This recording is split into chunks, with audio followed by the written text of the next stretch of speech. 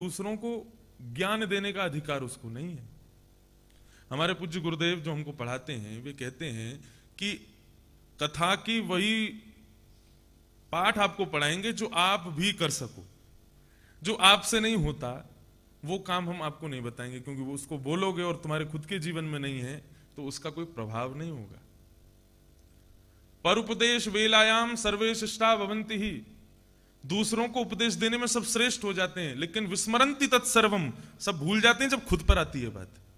तुम करते हो? नहीं करते। एक बच्चा बहुत चीनी खाता था, उसकी दादी ने सोचा कि भाई ये चीनी नहीं छोड़ता, क्या करें, उसको जब देखो तब चीनी चाहिए। तो उन्होंने कहा किसी संत से इसको बुलवा दूं। एक संत थे, वो संत जो बोल देते थे वो होता ही था। तो अम्मा दादी उसको लेके गई, बोले कि महाराज जी बहुत चीनी खाता, आप इसको मना कर दो। तो संत थोड़ी देर सोचते लगे, मुस्कुराने लगे, फिर बोले 1 महीने बाद लेके आना है इसको। बोले 1 महीने तक खाने दो। 1 महीने बाद लेकर के गए, संत के सामने बिठाया। अम्मा ने सोचा कि कुछ करेंगे, बैठाया बालक से, बोले बेटा, बोले जी चीनी मत खाना। नहीं खाऊंगा। बोले ले जाओ, अब नहीं खाएगा ये। अम्मा बोली आपने 1 महीना पहले क्यों नहीं बोली, आज क्यों बोल रहे हो? संत बोले 1 महीना पहले तक मैं भी चीनी खाता था, अब मैंने छोड़ दी।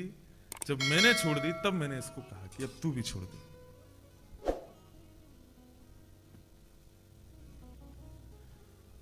तो सत्संग किसका श्रेष्ठ? जो स्वयं के जीवन में लागू करता हो उसका श्रवण करो।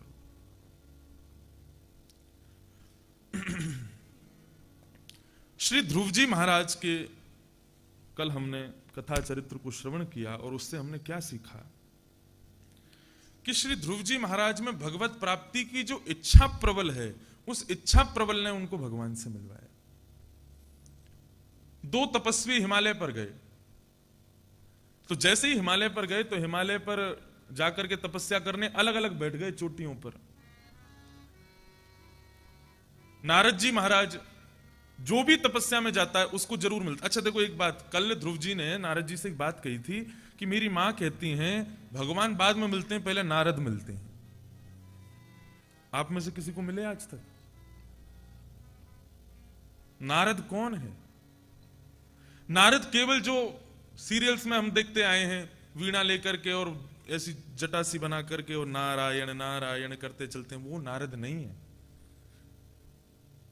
नारद का स्वरूप क्या बताया शास्त्रानुसार? नारद जिसकी बात को भगवान भी रद्द नहीं करते उसको नारद बोलते हैं। और नारद का दूसरा अर्थ है जो नर को दामोदर से मिलावे, उसको नारद कहते हैं। नारद। श्री डोंगरे जी महाराज से पूछा गया कि नारद के बिना भगवान नहीं मिलते, कलिकाल में अभी तक किसी को नारद के दर्शन तो हुए नहीं, नारद मिले तो है नहीं। तब श्री डोंगरी जी महाराज ने एक बहुत सुंदर उत्तर दिया।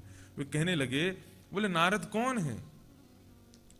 जो 24 घंटे भगवत स्मरण करे और हजारों लोगों को भगवत कथा सुना करके भगवत सन्निधि का अनुभव करावे, उसको नारद कहते हैं।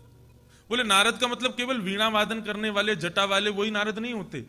आज कलिकाल में भगवत कथा को सुनाने वाले संत महापुरुष ये सब नारद हैं, ये सब नारद के रूप में आए हैं। यदि उनकी कथा आपको परिपूर्ण रूप से मिल गई है, उनका संग परिपूर्ण रूप से मिल गया है, तो समझ लेना भगवत प्राप्ति जरूर हो जाएगी। और इसके उदाहरण के रूप में उन्होंने कहा, अब मीराबाई के जीवन चरित्र में कहीं भी नहीं लिखा कि उनको नारद मिले लेकिन भगवान मिले। सूरदास जी को नारद जी नहीं मिले लेकिन भगवान मिले। तो इसका तात्पर्य क्या है? बोले नारद एक उपाधि है। मैं कथा कर रहा हूं, मेरी कथा में कही गई बातों को भगवान मना नहीं कर सकते कि यह असत्य है।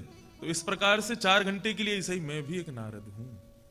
यदि मेरी बात आप मानेंगे तो मैं भी एक नारद हूं, और उस बात को कही गई बात पर यदि आप चलेंगे तो आपको भगवत प्राप्ति हो ही जाएगी। मीराबाई को उनको गुरु ने प्राप्त कराया, सूरदास आदि को श्रीमद वल्लभाचार्य जी उनके लिए नारद स्वरूप थे। तो कलिकाल में संत महापुरुष और कथाकार ही नारद हैं। तो 2 भक्त हिमालय पर गए, एक एक चोटी पर जाकर के बैठ गए और तपस्या करने लगे। नारद जी महाराज भगवान के पास गए और भगवान से जाके बोले, प्रभु आपके 2 भक्त हिमालय पर भजन कर रहे हैं, उनको कब दर्शन देना चाहिए मुझे बताओ। मैं उनको जाके बता दूं भगवान कब आएंगे। भगवान ने कहा एक से तो कह दो उसके पेड़ में, पीछे पेड़ में जितने पत्ते हैं उतने साल में मिलूंगा, और दूसरे से कह देना उसके पीछे पेड़ में जितने पत्ते हैं उतने दिन में मिलूंगा। नारद जी बोले दोनों एक साथ आए हैं प्रभु, इतना भेद क्यों कर रहे हो? एक को उतने वर्ष में और एक को उतने दिन में। भगवान बोले तुम जाके कह दो बस। नारद जी महाराज पहले व्यक्ति के पास गए जिसको दिन में भगवान मिलने थे। नारद जी बोले तो कितना भाग्यशाली है, बस कुछ ही दिन और इंतजार है, फिर तो भगवान मिल ही जाएंगे। नारद जी प्रकट हो गए, वो प्रसन्न हो गया, जय हो नारद जी, नारदो देव दर्शन, नारदो देव दर्शन। आप आ गए मतलब देव आने वाले हैं, बताइए ना कब आएंगे? अरे भैया अब तो लड्डू पेड़ा बांटो, आनंद मनाओ। क्यों? तुम्हारे पीछे जो बट का पेड़ है उसमें जितने पत्ते हैं उनको गिन लो, बस उतने दिन और लगेंगे, भगवान आने वाले। उनको देखने लगा अभी इतने दिन और लगेंगे भगवान को आने में?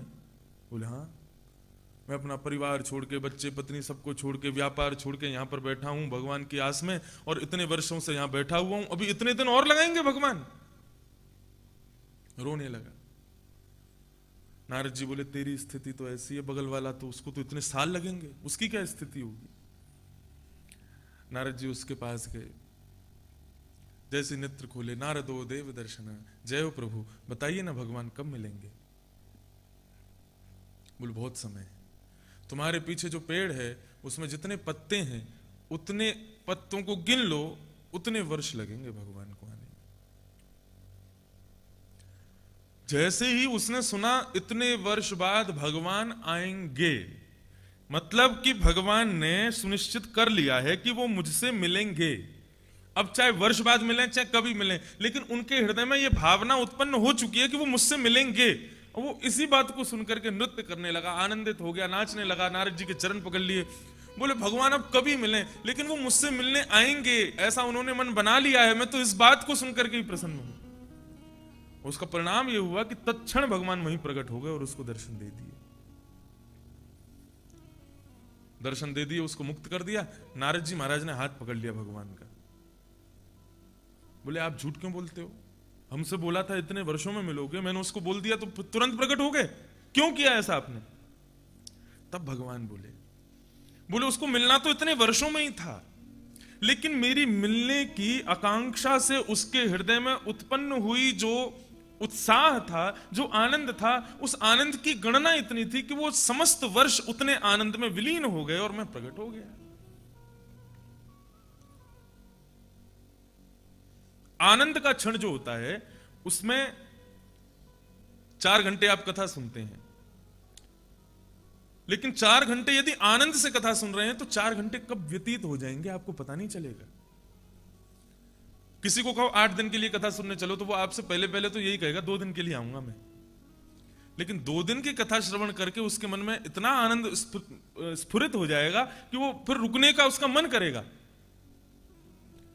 आज सुबह सुबह मेरा मन कर रहा था, हर कथा में ही करता है, कि 5-6 दिन की कथा और बढ़ जाए तो मैं थोड़ा और बोलूं, थोड़ी देर और रहूं, थोड़ी देर और कहूं, कुछ इतने सारे भाव हैं वो भी सुना दूं, ये भी सुना दूं, ये भी कह दूं।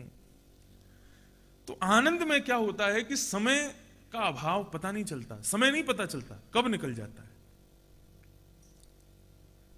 उसी प्रकार उसके हृदय में उत्पन्न हुआ आनंद इतना तीव्र था नारद कि उसके आनंद में वो समस्त वर्ष विलीन हो गए और मैं प्रकट हो गया। तो उत्साह और आनंद ये भगवान के स्वरूप हैं। यदि ये हृदय में प्रकट हैं उनके दर्शन के लिए, तो भगवान तत्क्षण प्रकट हो जाएंगे।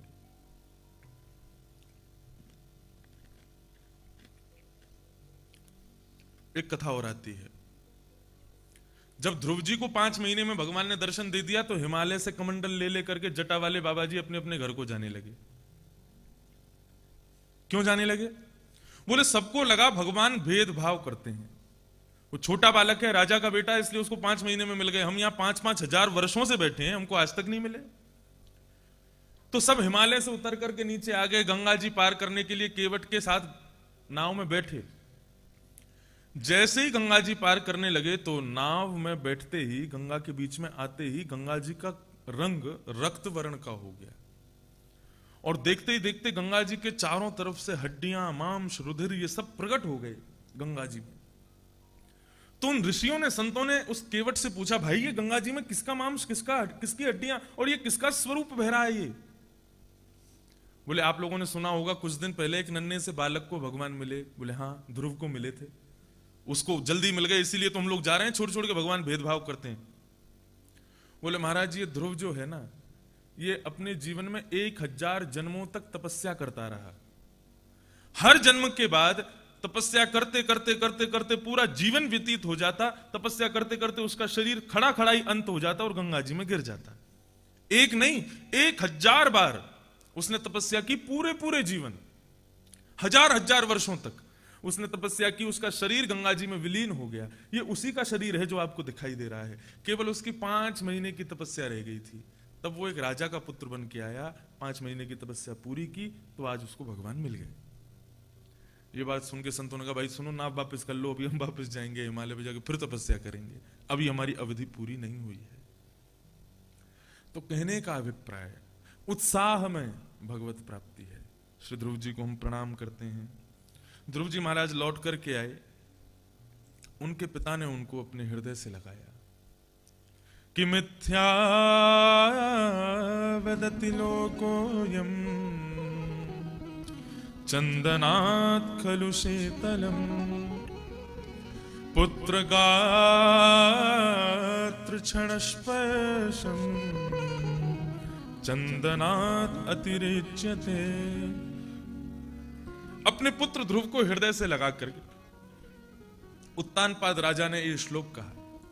बोले संसार झूठ बोलता है कि चंदन सबसे ज्यादा ठंडा होता है, लेकिन आज मुझसे पूछो, एक सतपुत्र को हृदय से लगाने में जो शीतलता पिता को मिलती है, उससे ज्यादा शीतलता कहीं नहीं होती। मैंने आज ध्रुव को पाकर के अखंड सौभाग्यों का अनुभव किया है। अपने पुत्र को राज्य गद्दी प्रदान की, बड़े होने पर उत्तम उनके सेवक बने।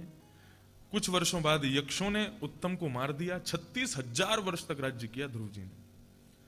उत्तम के वध के बाद ध्रुव जी को क्रोध आया और ध्रुव जी धनुष बाण लेकर के यक्षों को मारने के लिए चले गए। तो देवताओं को आश्चर्य हुआ, भगवान के दर्शन करने वाले इस भक्त के अंदर हिंसा कैसे आ गई, इसके अंदर क्रोध कैसे आ गया, जबकि भगवान का दर्शन करने के बाद दोष उत्पन्न नहीं होना चाहिए। तब श्री ब्रह्मा जी महाराज ने जाकर के कहा, तुमने भगवान के दर्शन तो कर लिए, लेकिन भगवान की कथा अभी तुम्हारे जीवन में नहीं आई है। जब तक कथा को जीवन में नहीं लाओगे, तब तक ये मन के क्रोध, काम, वासना, ये सब नहीं जाएंगी। ध्रुव, भगवान ने 36,000 वर्ष राज्य करने के लिए कहा था, इसका तात्पर्य क्या था? भगवान ने तुमको तत्क्षण मुक्ति क्यों नहीं दी? इसीलिए नहीं दी क्योंकि तुम्हारे जीवन में तप तो था, लेकिन ज्ञान नहीं था। और साक्षात भगवान कहते हैं, ऋते ज्ञाना न मुक्ति। जो विवेकी नहीं है, जो ज्ञानी नहीं है, ज्ञानी का अभिप्राय मेरे हिसाब से पुराणों का बहुत अध्ययन नहीं होता है। ज्ञानी का अभिप्राय विवेकी होता है, क्या सही है क्या गलत है ये विचार करना। जो ज्ञानी नहीं है, भगवान उसको मुक्ति नहीं देते। इसलिए ज्ञान आवश्यक है, विवेक रूपी ज्ञान चाहिए, पोथियों वाला ज्ञान नहीं, विवेक युक्त ज्ञान चाहिए। तब श्री ध्रुव जी महाराज ने खूब कथाएं सुनी। कथाएं सुनने के बाद 36,000 वर्ष का राज्य पूर्ण हुआ। उनको ले जाने के लिए भगवान के दूत पधारे, विमान आया, मृत्यु आई। मृत्यु ने कहा, महाराज मैं आपको आ तो नहीं सकती हूं, लेकिन आप अपने चरण मेरे सिर पर रखते हुए प्रस्थान करो। श्री ध्रुव जी महाराज मृत्यु के सिर पर पैर रख करके श्री वैकुंठ धाम को प्रस्थान कर गए। बोलो ध्रुव जी महाराज की जय। भगवान ने उनके लिए अलग लोक बना दिया, ध्रुव, जहां पर आज भी ध्रुव जी विराजते हैं और प्रातः काल समस्त वैष्णवों को आज भी दर्शन देते हैं। ऐसे ध्रुव जी को हम बारंबार प्रणाम करते हैं। ध्रुव जी के वंश में एक राजा हुए, उनका नाम था अंग। अंग के बेटा बैन हुए तोड़ी। अंग हुए, अंग के बेटा बैन हुए। बैन को ऋषियों ने मार डाला क्योंकि बैन बहुत दुष्ट था। बैन को मारते ही पृथ्वी राज्यशून्य हो गई, राजा के विहीन हो गई। तो राक्षसों ने आक्रमण कर दिया, तो बैन के शरीर का घर्षण किया। तब बैन के शरीर से भगवान पृथु प्रकट हुए। शरीर के घर्षण से भगवान पृथु प्रकट हुए। और पृथु महाराज का ब्याह ऋचा के साथ में हुआ। ये पृथ्वी के राजा बने। अभी तक पृथ्वी को केवल धरती कहा जाता था, लेकिन पृथु महाराज की उत्पत्ति के बाद में इस धरती को पृथ्वी कहने लगे। अब आप लोग बहुत ध्यान से सुनिएगा, ये भागवत की साइंस है। पहले धरती पर केवल पहाड़ हुआ करते थे, समतल जमीन नहीं हुआ करती थी। पृथु महाराज का जब अवतरण हुआ तो धरती ने और धरती पर रहने वाले लोगों ने पृथु महाराज से प्रार्थना की कि महाराज हमारे लिए खाने पीने के लिए कुछ भी नहीं है। क्यों? क्योंकि जितना भी बारिश होती है, जितना भी जल होता है, वो बह करके समुद्र में जाके मिल जाता है, हमारे लिए कुछ भी नहीं मिलता। कुछ ऐसा स्थान बनाओ जहां पर जल इकट्ठा हो सके। तब पृथु महाराज ने अपने धनुष बाण से आधी से ज्यादा धरती को पर्वतों के विहीन किया, समतल बनाया। और समतल बनाने के बाद ये खेती बाड़ी, पेड़ पौधे लगाना, खेती करना, बीज उगाना, ये सब पृथु महाराज ने शुरू किया। पृथ्वी ने अपने अन्न को, बीजों को अपने अंदर समाहित कर लिया, उसने उगाना बंद कर दिया। थोड़ी सी वैज्ञानिक चर्चा यहां पर है, इसलिए ध्यान से सुनिएगा। क्यों? क्योंकि पृथु महाराज से पहले जो राजा था बैन, वो यज्ञ नहीं करता था। पृथ्वी ने पृथु महाराज से कहा कि महाराज मैं अन्न आदमी के खाने के लिए नहीं उगाती हूं। क्यों उगाती हूं? बोले मैं अन्न इसलिए उगाती हूं ताकि उस अन्न से भगवान का भोग लगाया जाए, उस अन्न से यज्ञ आदि किए जाएं, उस अन्न से मेरी तृप्ति कब होती है? जब मेरे द्वारा प्रकट किए गए अन्न को आप एक प्रकार से इसको अलग भाषा में समझो तो ये अन्न जो है, ये पृथ्वी से उत्पन्न होने वाले जितने भी फल आदि हैं, ये सब पृथ्वी के धन है और वो हमको देती है, इसको सही जगह इन्वेस्ट करो। लेकिन हम क्या करते हैं? उसको सही जगह इन्वेस्ट ना करके स्वयं का भोग लगा लेते हैं, तो पृथ्वी को उससे क्रोध आता है कि तुम मेरे द्वारा प्रकट किए हुए धन को अपने यूज में ले रहे हो, उसको इन्वेस्ट क्यों नहीं कर रहे हो? इसलिए भोग की प्रथा बनाएगी। वो पृथ्वी की इच्छा होती है कि मैं जो धन उगाऊं उसको पहले भगवान को भोग लगाओ, उसको पहले भगवान के आगे अर्पित करो, फिर तुम पाओ। तो बैन के शासन में क्या था? भोग पर प्रतिबंध था, यज्ञों पर प्रतिबंध था, हवन पर प्रतिबंध था, जिसके कारण जितना भी अन्न, जितने भी फल पृथ्वी पर होते थे, वो सब मानव अपने भक्षण के लिए रखते थे। तो पृथ्वी ने क्या किया? अन्न उगाना बंद कर दिया। बोले अब उगाएंगे ही नहीं। आपको पता हो तो प्राचीन काल में भी ये रीति थी, आज भी रीति है, जहां पर पृथ्वी अन्न उगाना बंद कर देती है या जहां पर भी पृथ्वी में थोड़ा उपजाऊ कम हो जाती है, वहां पर यज्ञ होते हैं, वहां पर यज्ञ किए जाते हैं पृथ्वी को प्रसन्न करने के लिए। अन्न आदि और उन सब, क्योंकि हवन में जो आप सामग्री यूज कर रहे हो सब अन्न ही तो है, भगवान का भोग जो लगा रहे हो सब अन्न ही तो है, उन सब का प्रयोग किया जाता है, तब पृथ्वी प्रसन्न होती है। तो पृथ्वी अब प्रसन्न हो गई, बोले अब मैंने सब कुछ अपने अंदर भर लिया है, आप पुनः उगाओ। तो बोले कैसे उगाएंगे? तो पृथ्वी गऊ का रूप धारण करके आई, गऊ का रूप धारण करके आई। तब श्री पृथु महाराज ने उसके थनों का दोहन किया और दोहन करते हुए थनों से ये सारे अन्न, बीज आदि सबको उत्पन्न किया और उत्पन्न करके खेती बाड़ी शुरू की। पृथु महाराज के चरित्र में यह भी आता है कि पृथु महाराज ने स्पष्ट कहा कि मानव के लिए मांस भोजन नहीं बना। क्यों?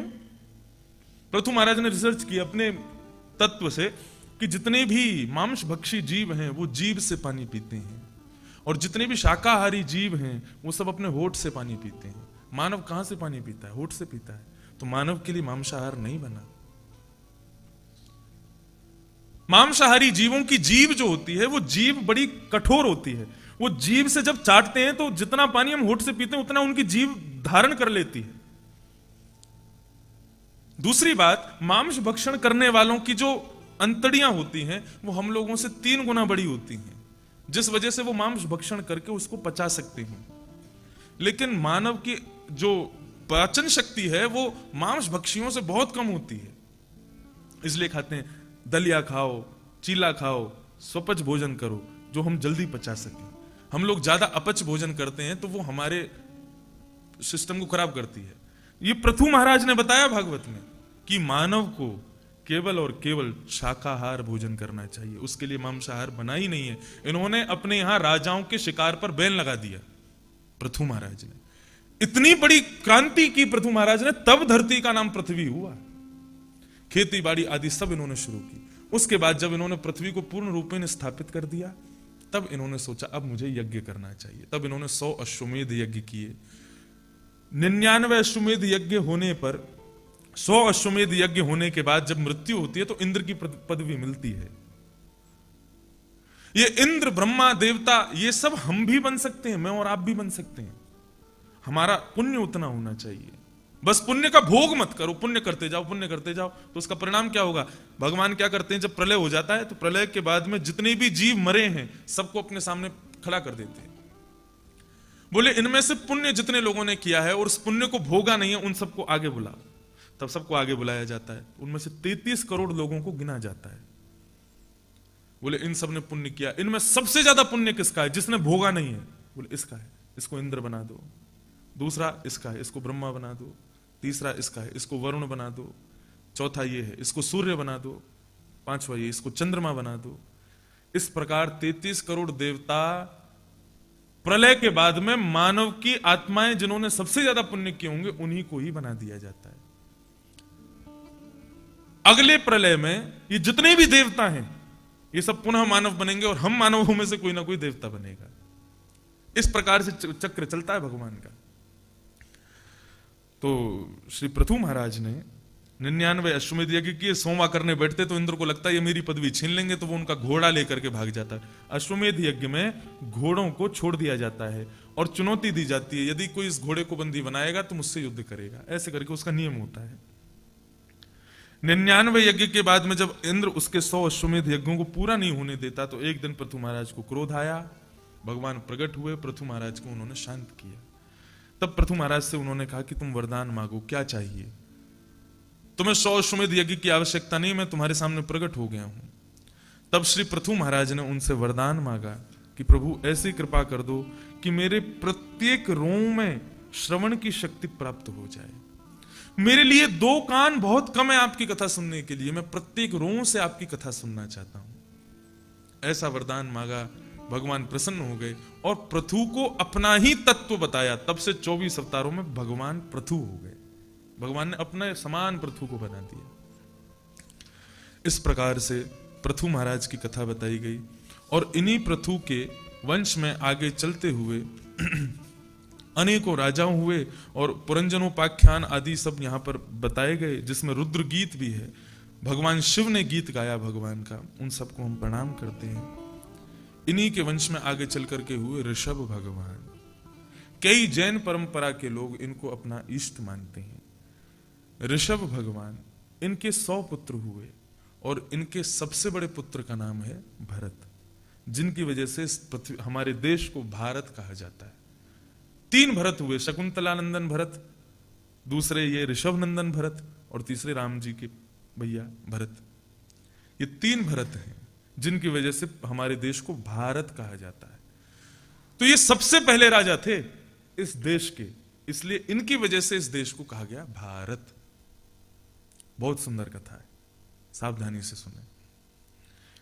ऋषभ देव अपने 100 पुत्रों को ज्ञान उपदेश कर रहे थे और ज्ञान में क्या कह रहे थे? ये बात कह रहे थे, नायम देहो देह भाजाम्रलोके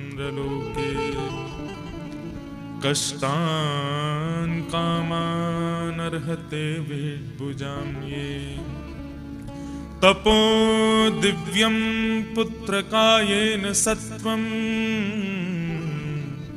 सुद्यैदस्मात् ब्रह्म सौख्यम त्वनन्तम्। मैं बहुत दिनों बाद और कई कथाओं बाद में आज भरत जी की कथा सुना रहा हूं, नहीं तो हर बार इनको स्पर्श करके जाता हूं। ऋषभ भगवान के पुत्र साधारण नहीं है, 100 पुत्र हैं, जिनमें से 9 तो केवल 9 योगेश्वर हैं जिन्होंने निमि राजा को ज्ञान दिया। पूरा भागवत का 11 स्कंद 9 योगेश्वरों की चर्चा पर है, इतने विद्वान थे। लेकिन फिर भी इनके पिता समय समय पर अपने पुत्रों को ज्ञान देते हैं। माता पिता को चाहिए बेटा और बेटी कितने भी विद्वान हो जाएं, कितने भी ज्ञानी हो जाएं, कितने भी नॉलेजेबल हो जाएं, लेकिन समय समय पर उनको कुछ ना कुछ सिखाते रहें, कुछ ना कुछ बताते रहें। कुछ नहीं तो शाम का भोजन माता पिता के साथ बैठ करके ही करो, और उस समय पिता को और मां को कोई भी एक अच्छी बात अपने बच्चों को जरूर बतानी चाहिए।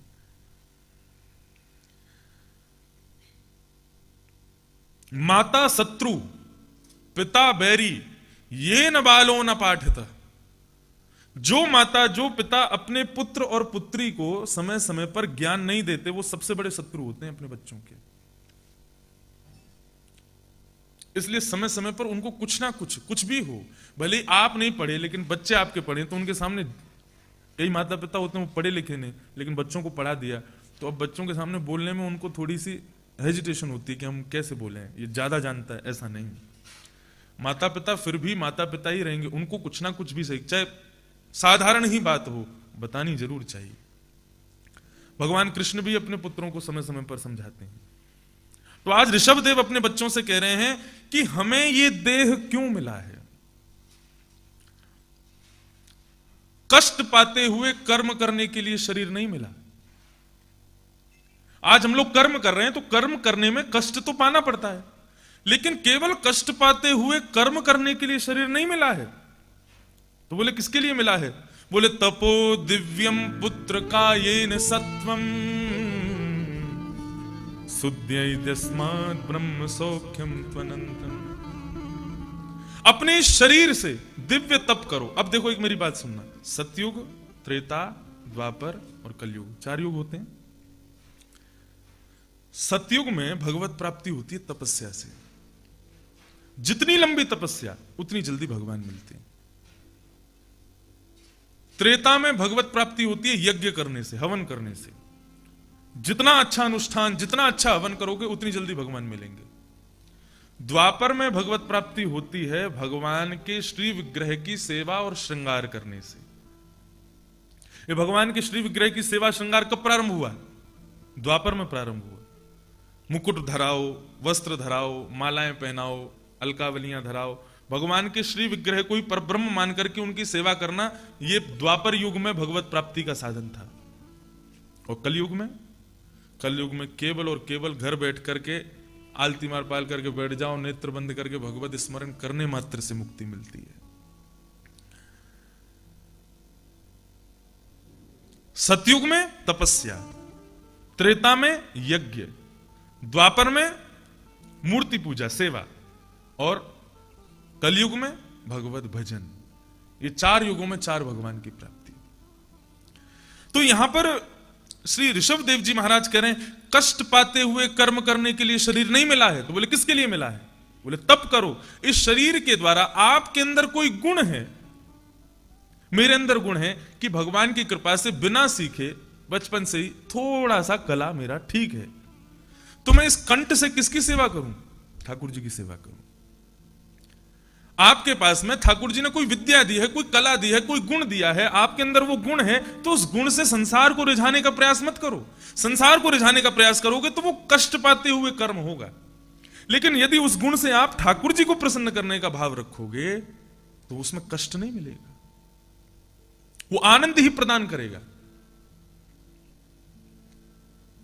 श्री कृष्णदास जी महाराज श्रीनाथ जी के 8 सखाओं में से एक सखा हुए।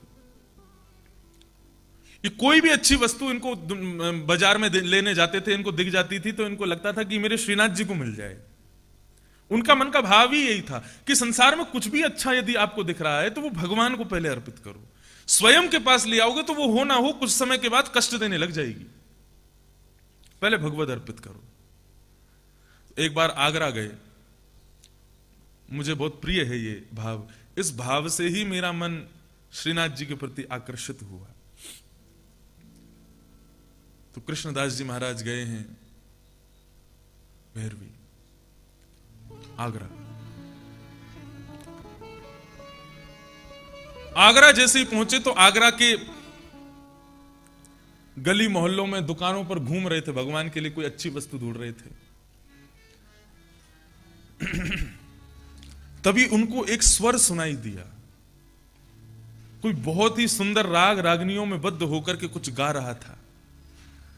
उस स्वर को सुनकर के कृष्णदास जी महाराज थोड़ी देर के लिए तो वहीं स्तब्ध हो गए और स्तब्ध होकर के मन में विचार करने लगे, इतना सुंदर स्वर, इतना सुंदर कंठ, ये कौन गा रहा है? और वो स्वर जहां से आ रहा था वहां की ओर प्रस्थान करने लगे, धीरे धीरे धीरे धीरे धीरे वहां जाने लगे। तभी कहां पहुंचे? चारों तरफ प्रेमी जन बैठे हैं और बीच में एक नगर वैश्या नृत्य करते हुए गा रही है। उसके सुंदर स्वर को सुना, उसके रूप को देखा, उसके नृत्य को देखा, तो कृष्णदास जी के मन में भाव आया, ये इतनी सुंदरी कन्या इतना सुंदर गा रही है, इतना सुंदर नृत्य कर रही है, लेकिन तुच्छ लोगों को प्रसन्न कर रही है।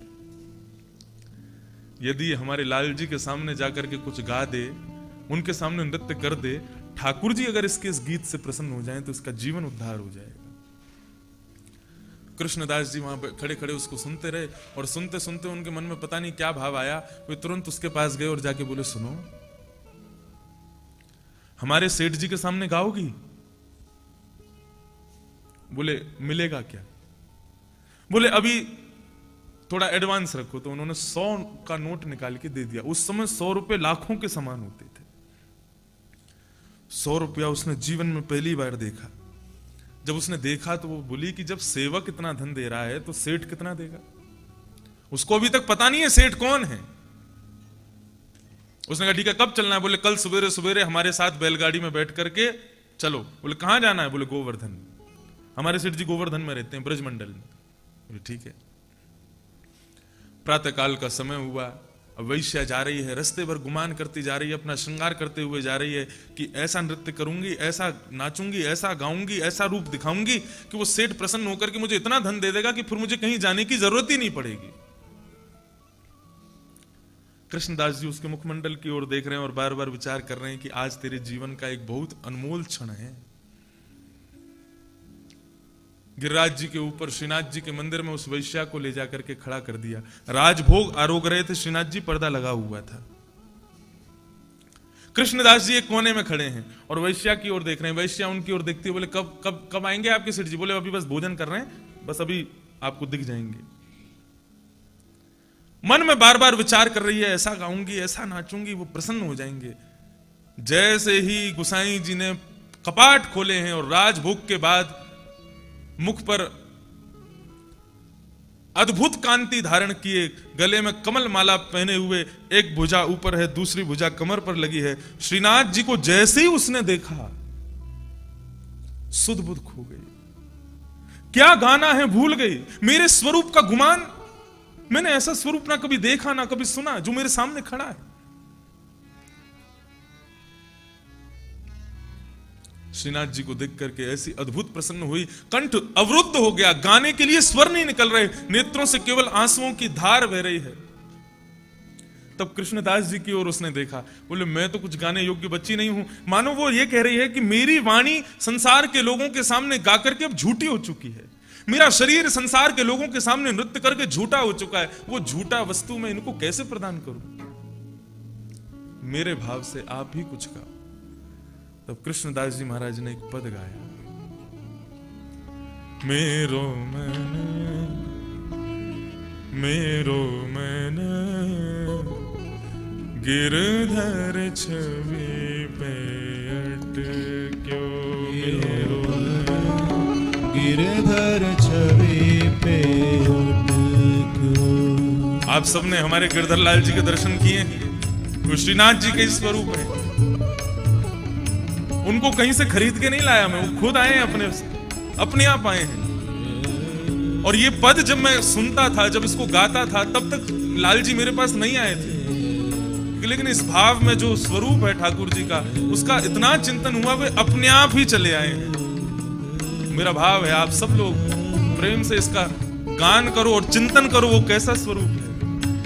मेरो मन गिरधर छवि पे अटक्यो, मेरो मन गिरधर छवि पे अटक्यो, मेरो मन गिरधर छवि पे अटक्यो, मेरो मन गिरधर छवि पे अटक्यो। ललित त्रिभंगी चाल पे चल के ललित त्रिभंगी चाल पे चल के ललित त्रिभंगी चाल पे चल के ललित त्रिभंगी चाल पे चल के चिबुक चारू गड़ी ठट क्यों चुबुक चाल गड़ी ठट क्यों चिबुक चारू गड़ी ठट क्यों चिबुक चाल गड़ी ठट क्यों मेरो मन गिरधर छवि मेरो मन गिरधर छवि पे कृष्णदास जी ने गाना शुरू किया है और कृष्णदास जी को उस भाव को सुनकर के रुदन करती जा रही है, नेत्रों से अश्रुपात होते जा रहे हैं और वो वैश्या श्रीनाथ जी के सामने नृत्य कर रही है। पूरे संसार को रिझाया, लेकिन आज संसार को बनाने वाले को रिझा रही है। और ठाकुर जी उसके नृत्य को देख करके मंद मंद मुस्कुरा रहे हैं, अपने नेत्रों को बार बार ऊपर करके देख लेते हैं, फिर नीचे देखने लग जाते हैं। अद्भुत छवि है। जय हो।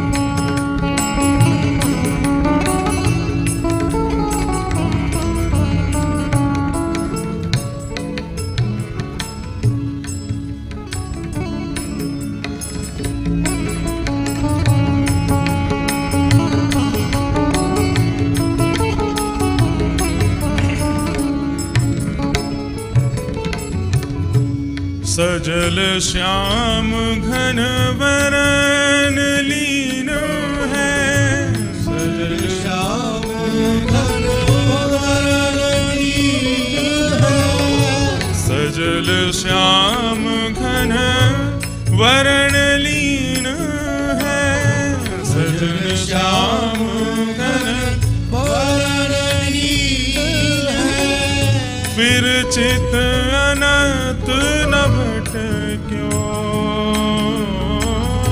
फिर चित अनंत न भटक्यो। कृष्णदास जी अपने आप नहीं गा रहे हैं, उस वैश्या के मुखमंडल को देख करके उसके भाव जो हैं उनको गा रहे हैं। वो वैश्या कहना चाह रही है जिसका वर्ण इन्होंने कर लिया ना, उसका मन फिर कहीं और भटकेगा नहीं। सजल श्याम घन वरण लीन है, जिसका वर्ण इन्होंने कर लिया, फिर चित्त अनंत न भटक्यो, फिर उसका चित्त कहीं और भटक नहीं सकता।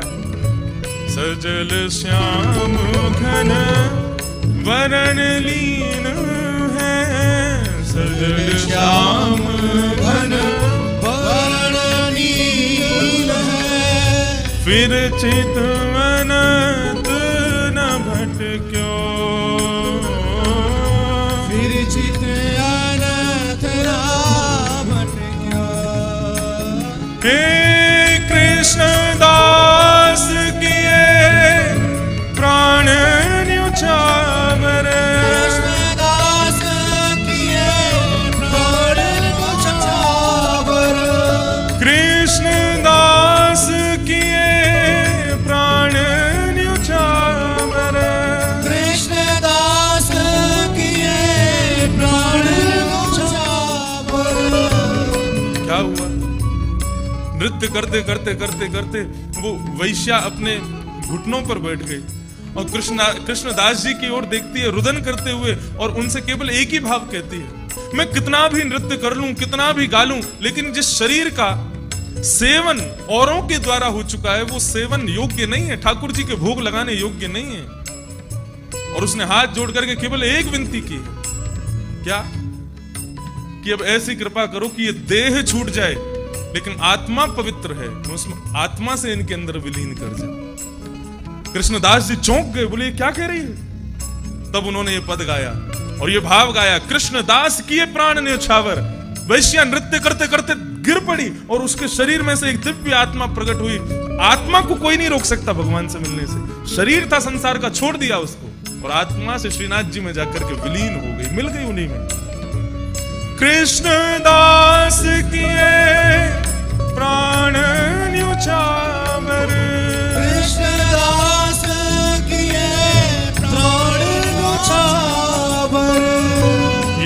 तन जग सरपट क्यों, यह तन जग सरपट क्यों, यह तन जग सरपट क्यों, यह तन जग सरपट क्यों, मेरो मन गिरधर छवि बैठ क्यों, मेरो मन गिरधर छवि पे अट क्यों, मेरो मन गिरधर छवि बैठ क्यों, मेरो मन गिरधर छवि पे अट क्यों, ओ मेरो मन गिरधर छवि बैठ क्यों, मेरो मन गिरधर छवि पे, गिरधर छवि पे, गिरधर छवि पे अट क्यों।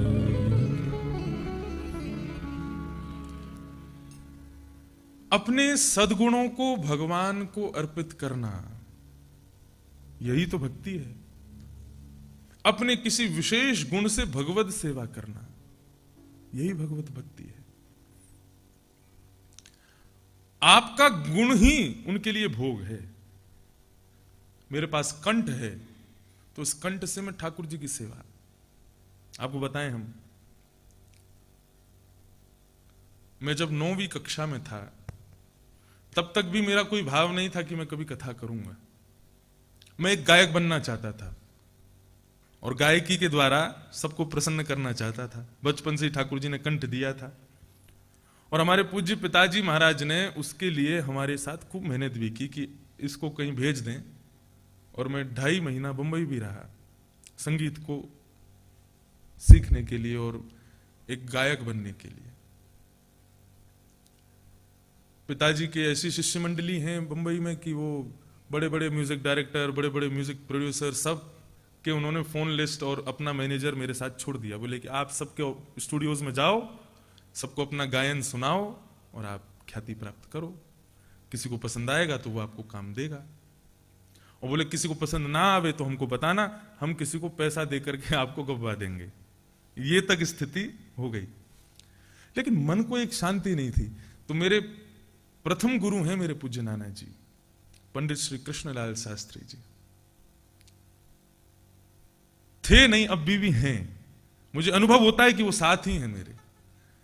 तो एक दिन बस उनसे बात कर रहा था फोन पर, तो बोले लाला कहा कर रहे हो भैया बंबई में? मैंने कि नाना जी एक शो आता है सारेगामापा, उसमें हम जा रहे हैं। तो बोले फिर क्या करेगा? मैंने कि गायक बन जाऊंगा, फिर गायक करूंगा। वो गा के कहा करेगा? मैंने कि दुनिया को खुश करूंगा, रिझाऊंगा, लोग खुश होंगे सुन करके। बोले अच्छा कब तक खुश होंगे? मैंने कब तक खुश होंगे मतलब? बोले मतलब तेरे गाने कब तक सुनेंगे? मैंने कि ये तो नहीं पता। बोले तब तक सुनेंगे जब तक तुझको परास्त करने वाला नहीं आ जाएगा, और जिस दिन तोते बढ़िया गावे वारो कोई आ गए हो फिर तुझको कोई नहीं सुनेगा, सब उसको सुनेंगे। और ज्यादा ना बुड्ढो है जाएगो, तेरो कंठ हिलन लगेगा, फिर कोई ना सुनेगा। मैंने कि हाँ बात तो सही है। तो बोले लाला दुनिया को प्रसन्न करवे जावेगो तो आज प्रसन्न होंगे, कल वही लोग दुखी रह जाएंगे। लेकिन जाने दुनिया बनाइए वाकू प्रसन्न करवे के काजे गावेगो, वो प्रसन्न है तो जाने दुनिया बनाइए वो दुनिया भी प्रसन्न होगी। तो भैया तू दुनिया को प्रसन्न मत कर, दुनिया बनावे वाले को प्रसन्न कर, बाकी तेरी इच्छा। ये बात कही, अगले दिन फ्लाइट पकड़ के वृंदावन। और नाना जी से ही कहा कि अब क्या करूं मुझे बताओ। बोले तुम्हारे पिताजी इतने बड़े वक्ता हैं भागवत के, तो उनके द्वारा कही गई कथा कल को उनके बाद कौन संभालेगा? तुम्हारी इच्छा है, तुम्हारा मन है, जो तुम करना चाहो, लेकिन इस क्षेत्र में भी आओगे तो बहुत मेहनत करनी पड़ेगी, बहुत पढ़ना पड़ेगा। मैंने कहा मुझे मंजूर है, लेकिन मुझे करना यही है। तो पिताजी बोले 10वीं तो पास करो। 10वीं कक्षा तक फिर मैं स्कूलिंग गया, और 11वीं 12वीं दोनों प्राइवेट किए दिल्ली से, इंदिरा गांधी ओपन स्कूलिंग से सब प्राइवेट करके, और भागवत ही पढ़ी फिर। तो यदि नाना जी से उस दिन बात नहीं की होती तो मैं भी कहीं भटक रहा होता बंबई में, नशेड़ियों के गाने में भी गा रहा होता, 4 लोग खुश हो रहे होते, 4 गाली दे रहे होते, बात हुई इसलिए तो इस क्षेत्र में आ गया, यहां आ गया। तो अपने गुण को, अपने सद्गुण को भगवान को अर्पित करना, यही भक्ति है। आपके अंदर कोई क्वालिटी है, उसको भगवान को अर्पित करो, उससे भगवत प्राप्ति करने का प्रयास करो। यही बात कौन समझा रहे हैं? श्री ऋषभदेव जी समझा रहे हैं अपने पुत्रों को। कष्ट पाते हुए कर्म करने के लिए संसार में नहीं रहना है। तपो दिव्यम पुत्र का ये सत्यम शुद्ध द्यस्मात् ब्रह्म सौख्यम त्वनंतम। श्री ऋषभदेव जी कहते हैं अपने गुण को जब भगवान को प्रसन्न करने के लिए प्रस्तुत करोगे तो ब्रह्मानंद के सुख की प्राप्ति होगी। हम हमारे एक छोटे से गिरधर लाल जी का छोटा सा उत्सव करते हैं। करोड़ों खर्च करने के बाद ब्याह में वो आनंद नहीं आता जो उनके 1 घंटे के उत्सव में आ जाता है। मैं हर साल अपने ठाकुर जी का उत्सव करता हूं जनवरी में, जब उनका जन्मदिन होता है। मेरी स्थिति ऐसी होती है कि मैं 4-5 घंटे सोता हूं बस, और वो भी कभी कभी वो भी नहीं हो पाता कि पूरी रात ही नहीं सो पाया, व्यवस्थाओं में इतना व्यस्त। लेकिन 7-8 दिन जो आनंद आता है, उस आनंद की मैं आपके सामने बखान नहीं कर सकता। इस साल कोरोना महामारी है, नहीं तो इस साल पंढरपुर में उत्सव होना था, गत वर्ष नाथद्वार में उत्सव हुआ था, और जितने लोग उस उत्सव के साक्षी बने वो सब, यहां भी कई लोग बैठे, उनसे पूछो आप क्या आनंद आया। सुबह 9 से 12 कथा होती थी, और कथा के बाद में दोपहर में सब लोग भोजन पानी करके सब दर्शन करो श्रीनाथ जी का, और शाम को पालकी में बैठ करके गिरधर लाल जी आते थे, नाचते गाते, नगाड़े बज रहे हैं, पूरा पूरा नाथद्वार सजाया था हमने। इतना आनंद होता था। और लाल जी का सुंदर भवन बना था, नन्हे से गोपाल जी, और भवन इतना भव्य बना था, उसमें बीच में विराजते थे। कभी मोर का बंगला, मोर पंखों का बंगला बना, एक दिन पतंग का बंगला बना, एक दिन सोने की हटरी में बैठे ऐसे, और फिर नए कोई गायक आया सुनाने के लिए। भगवती प्रसाद गंधर्व जी एक दिन आए हवेली संगीत सुनाने, एक दिन भगीरथ जी का कार्यक्रम था, ऐसे करके सबके कार्यक्रम हुए। इतना आनंद अलौकिक। एक दिन राधा कृष्ण जी महाराज पधारे। तो भगवत कार्य में जब अपने गुण को हम प्रस्तुत करते हैं तो वो गुण ही भक्ति बन जाता है। ये बात कौन कह रहे हैं? श्री ऋषभदेव जी अपने पुत्रों को समझा रहे थे। तो इनके बड़े पुत्र जो भरत हैं वो राजा हैं। अपने पिता की बात का स्मरण करते हुए एक दिन इन्होंने अपने देखा कि मेरे पुत्र बड़े हो गए, योग्य हो गए, तो उनको राज्य गद्दी पर बिठा के श्री भरत जी महाराज वन में चले गए, और वन में जाकर के भगवान का भजन करने लगे। भजन करते करते करते एक परन कुटी में भजन करते थे। लेकिन एक दिन क्या हुआ, अपनी कुटिया के बाहर बैठ करके नदी के किनारे बैठ के भजन कर रहे थे, तभी क्या हुआ, सामने एक गर्भवती हिरणी जल पी रही थी, उसको ये देख रहे थे। तभी एक शेर के दहाड़ने की आवाज आई, तो उस शेर की दहाड़ से घबरा करके वो हिरणी नदी में कूद गई, और नदी में कूदते ही उसने अपने गर्भस्थ शिशु को बीच नदी में जन्म दे दिया। भरत जी ने जैसे ही देखा तो वे घबरा गए, बोले अरे राम राम राम, ये क्या हुआ। तुरंत अपना भजन छोड़ करके नदी में कूदे। हिरणी को तो नहीं बचा पाए, उसके मृग शावक, उसके बालक को उन्होंने बचा लिया। उसको लेकर के आए, अग्नि जला करके उसको तपाया, गर्मी लगाई, उसको पोंछा, उसको भोजन आदि कराया, और इस प्रकार उसकी सेवा में लग गए। अब तो एक दिन हुआ, दूसरे दिन सुबह सुबह फिर से अपने ध्यान में भजन में बैठ गए। इतने में ही कुटिया में से वो मृग शावक निकल करके आया, कुछ आवाज करने लगा, तो ध्यान टूट गया, उसको देखने लगे। वो दूर जाता तो उठ करके जाते, उसको ले आते, तो उसको कुछ खिला दूं, कुछ पिला दूं। उसकी सेवा में इतने रत हो गए कि अब धीरे धीरे भजन कम होने लगा, उससे प्रेम बढ़ने लगा। रति कैसी होती है, अपने पुत्र को, अपनी पत्नी को, अपनी राज्य गद्दी को छोड़ आए, लेकिन एक हिरण के बालक में उनकी रति होने लगी। ये रति है। अपने बच्चों में नहीं हुई, लेकिन एक हिरण के बालक में होने लगी। अब तो स्थिति ये हो गई कि 24 घंटे उनको वो पास ही चाहिए, इतना उसमें ममत्व हो गया। उसके उसी की सेवा में लगते लगते, प्रेम करते करते करते अब वृद्धता को प्राप्त होने लगे। एक दिन अत्यंत ज्वर चढ़ा था श्री भरत जी महाराज को। हिरण का बालक, उसका पैर पकड़ा हुआ था उन्होंने कि मुझसे दूर ना जावे, मुझसे दूर ना जावे। तभी कुछ हिरणों को चरते हुए उस बालक ने बाहर देखा, तो वो तिलमिला गया, देखने लगा। उनके झुंड को देख करके इतना आनंदित हो गया कि उछल करके हाथ छोड़ करके भाग गया।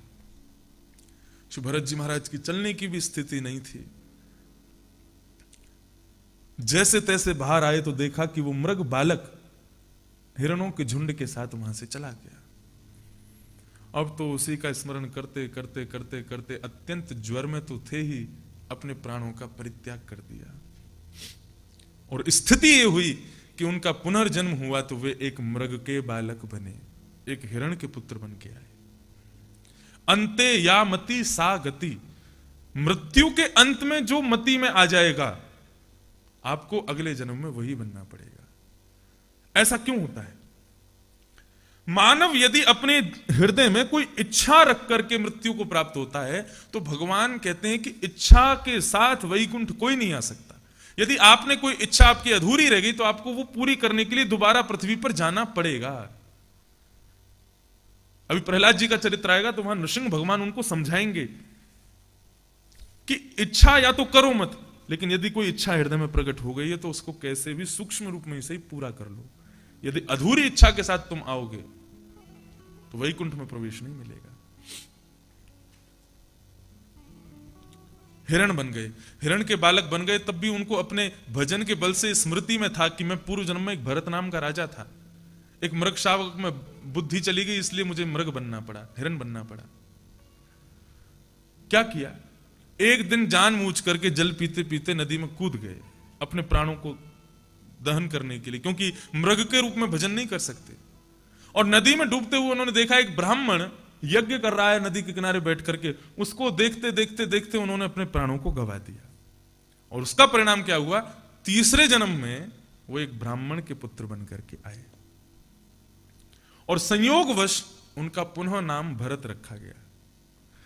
लेकिन अब की बार भरत जी ने मन बना लिया था। क्या मन बना लिया था? बोले कि अब हम मूर्ख बन के रहेंगे। यदि ज्यादा विद्वान बनकर के रहने को लगे तो ये तीसरी अपॉर्चुनिटी भगवान ने दी है मुझको उनकी प्राप्ति के लिए, नहीं तो ये भी मेरे हाथ से चली जाएगी। जो सुख अपनो चाही हो जो सुख अपनो चाही हो मूर्ख बन के रहे। ये ऐसे ही है ना, जिसको अपना सुख चाहिए वो मूर्ख बन के रहो। ज्यादा विद्वान बन के रहोगे, ज्यादा कर्मठ बन के रहोगे, ज्यादा अच्छे बन के रहोगे तो फिर दुनिया पीछे पड़ जाएगी। तुम ये भी कर दो, तुम वो भी कर दो, तुम वो भी कर दो, और तुम सब कामों को बिगाड़ते रहोगे। ये बात किससे सीखी? शंकर जी से सीखी हमने। ब्रह्मा जी ने कहा सृष्टि बनाओ तो ऐसी सृष्टि बनाई कि पिताजी दोबारा कहेंगे ही नहीं कि सृष्टि बनाओ। बेटी को माँ कहते रोटी बना दे तो रोटी जला दो, दोबारा कभी कहेगी नहीं, बोले तो जला देगी। ऐसे हमारे साथ कभी कभी कई ब्राह्मण सेवक में ऐसे आ जाते हैं, उनको मैं कह दूं आज एक काम करो श्रीनाथ जी की सेवा तुम कर दो, तो आंखों को ही उल्टा लगा देंगे कि मैं दर्शन करके दोबारा कहूं ही नहीं कि तुम सेवा करो। जानबूझ के करते हैं ऐसा। क्यों? जो अपनो सुख चाही हो तो मूर्ख बन के रहो। तो श्री जड़ भरत जी ने भी यही सोच लिया। कई बालक ऐसे होते हैं घरों में, उनको माता पिता आज्ञा नहीं देते हैं, इसके लिए वो जानबूझ करके उल्टा सीधा काम करते हैं कि कहीं हमको कुछ कहना दिया जाए।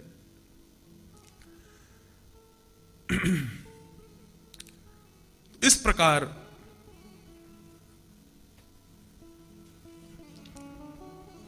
श्री जड़ भरत जी महाराज ने मन बना लिया कि अब जड़ बन के रहूंगा। भागवत में यहां तक वर्णन है कि उनके पिताजी ने मन में विचार किया कि मैं इसको ओम नमो भगवते वासुदेवाय ये मंत्र याद कराऊं। जड़ भरत जी ने 6 महीने तक ओम याद करके नहीं सुनाया, जानबूझ करके कि कहीं मैंने याद कर दिया, आज कहेंगे ओम नमो भगवते सुनाओ, कल कहेंगे पूरी वेद पाठ सुनाओ, परसों कहेंगे तुम उसका गृह पूजन करायाओ, पर तरसों कहेंगे उसका अंतिम संस्कार करायाओ, और फिर से इसमें लग गया तो भजन कब करूंगा मैं। तो श्री भरत जी महाराज जानबूझ करके जड़ बन के रहने लगे, इसलिए सब उनको जड़ भरत कहने लगे। जड़ है ये, कुछ नहीं करता, केवल क्या करते हैं? भोजन करते हैं और कुछ नहीं करते। एक बार उनके भाइयों ने कहा कि घर का तो किसी काम का है नहीं, इसको एक काम करो खेत में भेज देते हैं कि भाई किसी जानवर को मत खिलाना, खेत से जानवरों को दूर रखना। खेत में गए और खेत में जाकर के खेत की जो बाउंड्री में जो गेट थे वो भी खोल दिए इन्होंने, और बाहर से पकड़ पकड़ करके जानवरों को ले आए। बोले राम जी की चिड़िया, राम जी का खेत खाओ मेरे प्यारे भर भर पेट। पूरा खेत खा गए सारे जानवर। आराम से अलमस्त होकर के पड़े थे और मनी मन में भजन चल रहा था। इनके भाई शाम को देखने के लिए आए तो सारा खेत उजड़ गया। बोले अरे तू इस काम का भी नहीं है, इसको छोड़, यहां से हटाओ। बोले यही तो चाह रहा था कि मुझे यहां से भी हटाओ, मुझको कोई जिम्मेवारी मत दो। अब एक भाई ने कहा कि मेड़ बना दे। मेड़ समझते हैं? खेतों में ऐसे बनी होती है, एक का पानी दूसरी तरफ ना जावे, दो एक जगह धान लगी है एक तरफ कुछ लगा है तो बीच में मेड़ बना देते हैं। बोले मेड़ बना दे। तो मेड़ के क्या किया, बोले इतना खोद दिया कि एक तरफ कुआं खोद दिया, दूसरी तरफ पहाड़ खड़ा है, बोले मेड़ बन गई। तो सारे काम बिगाड़ देते जड़ भरत जी। स्थिति ये हो गई कि घर वालों ने सोच लिया इसको कि किसी काम का नहीं है, इससे कुछ मत करवा, सब काम बिगाड़ देता है। हमारे नाना जी एक किस्सा सुनाया करते थे। मैं एक किताब लिखने वाला हूं, किस्से नाना जी के। उनके ऐसे ऐसे किस्से थे, हम कभी कभी रात में पैर दबाते थे उनके, तब वो सुनाते थे। मैं नाना जी ठीक दब रहो पैर, बोले हाँ दब रहो, ठीक दब रहो। तो फिर एक किस्सा सुनाते, बोले कि सेवक जो होते हैं वो जानबूझ के ऐसे पैर दबाएंगे हल्के हाथ से कि दोबारा कभी कहे नहीं पैर दबाओ। तो बोले एक गुरु जी थे, उनके दो शिष्य थे और दोनों ही मूर्ख थे। मैंने अच्छा, तो गुरु जी को तो लगता था ये मूर्ख हैं, लेकिन अंत में क्या हुआ वो सुनो। तो गुरु जी ने क्या किया, दोनों शिष्यों को कहा कि भाई देखो अपनी सेवा में कोई कमी नहीं छोड़नी चाहिए, दूसरे से सदैव कंपटीशन रखो कि इससे अच्छी सेवा मैं करूं, तभी गुरु की कृपा मिलेगी। तो दोनों शिष्यों ने मन बनाया ठीक है, तो दोनों को समय दे दिया, तुम सवेरे 8 से 9 पैर दबाने आना और तुम 10 से 11 पैर दबाने आना। दोनों को समय दे दिया और दोनों के पैर भी बांट दिए। बोले तेरा पैर दाएं, तेरा पैर बायां। ठीक है। पहला शिष्य आता 8 से 9, वो उनका पैर दबाता, बढ़िया ऑलिव ऑयल की मालिश करता, बढ़िया से पैर दबाता। और पैर दबाते दबाते दूसरे पैर को देखता, उससे बढ़िया शाइन मारनी चाहिए मेरे पैर में, उससे बढ़िया चमकना चाहिए, मेरा पैर लाल दिखना चाहिए गुरु जी का, उससे बढ़िया रहूं मैं। गुरु जी देखो पैर बढ़िया, बोले हाँ देख इससे बढ़िया लग रहा है। उसको चमका करके वो चला जाता। तो दूसरा शिष्य आता, गुरु जी सेवा में हाजिर, बोले देख कितना बढ़िया सेवा करके गया है, क्या पैर बिल्कुल लालिमा दिख रही है उसकी। और ये बोले अरे रुको अभी मैं करता हूं, तुरंत वो और अच्छा पैर दबा के जाता है। गुरु जी आनंद करते, बढ़िया दोनों मूर्ख मिल गए और बढ़िया मेरी सेवा करते। अब एक दिन क्या हुआ, गुरु जी सवेरे सवेरे बाएं पैर पर दायां पैर रख करके लेटे हुए थे। सोई बाएं पैर वाला आ गया और बाएं पैर वाले ने देखा मेरे पैर के ऊपर ये इसका पैर कैसे चढ़ा हुआ है, रुको मैं अभी बताता हूं। सोई वो डंडा लेके आया बड़ा वाला और उसने गुरुजी के पैर अलग किए और जो दूसरे शिष्य का पैर था उसमें दे डंडा तोड़ दिया वो पैर। अब गुरुजी रो में लगी मेरे, बोले इसकी हिम्मत कैसे हुई मेरे ऊपर चढ़ गया ये, जब मेरा नहीं चढ़ता कभी तो ये कैसे चढ़ा। और गुरुजी के पूरी पैर की हड्डियां तोड़ दी, बराबर कर दी और दूसरे पैर को दबाने लगा। बोले अब क्या दबा रहा है, दर्द हो रहा है। तोड़ ताड़ के चला गया। गुरुजी बेचारे करा रहे थे, पूरे पैर में से खून निकल रहे थे। तो जिसका पैर टूटा था वो वाला आ गया। उसने कहा गुरुजी ये पैर की दशा किसने की। बोले उसने की, बाएं वाले ने। इतना मूर्ख है, इसको तोड़ के चला गया। बोले रुको गुरुजी मैं अभी आता हूं। बोले हाँ उसको सबक सिखा। बोले अभी सिखाता हूं। वो और बड़ा डंडा लेके आया, बोले मैं इसको तोड़ दूंगा। उसने दूसरा पैर तोड़ दिया। दोनों मूर्ख चेलाओं ने दोनों पैर तोड़ दिए। तो कई बार मानव जानबूझ करके गलत करता है कि कहीं मुझसे कुछ करने को ना कह दें, और कई बार मूर्खतावश ही करता है। तो अभी कई ऐसे होंगे वो सुन करके यूं सोच रहे होंगे कि हाँ हमसे काम कभी कोई बनते नहीं, हम भी जड़ भरत जैसे हैं, हम जानबूझ के करते हैं। ऐसा नहीं है, कई बार मूर्खतावश भी करते हैं कई लोग। लेकिन भरत जी मूर्ख नहीं है, वो जड़ता का नाटक करते थे कि उनको कुछ पता नहीं है। एक दिन ऐसा आया कि उनके परिवार के लोगों ने कहा केवल खाता है, घर पर पड़ा रहता है, तू किसी काम का नहीं, सुन एक काम कर घर छोड़ के चला जा। भरत जी बोले मैं यही तो चाह रहा था कि मुझे कब आज्ञा होगी कि मैं घर छोड़ दूं। और आज घर छोड़ करके श्री भरत जी चले गए। वन में सोए हुए थे श्री जड़ भरत जी महाराज और भगवान का निरंतर स्मरण करते हैं। अब स्मरण ही उनकी भक्ति बन चुका था।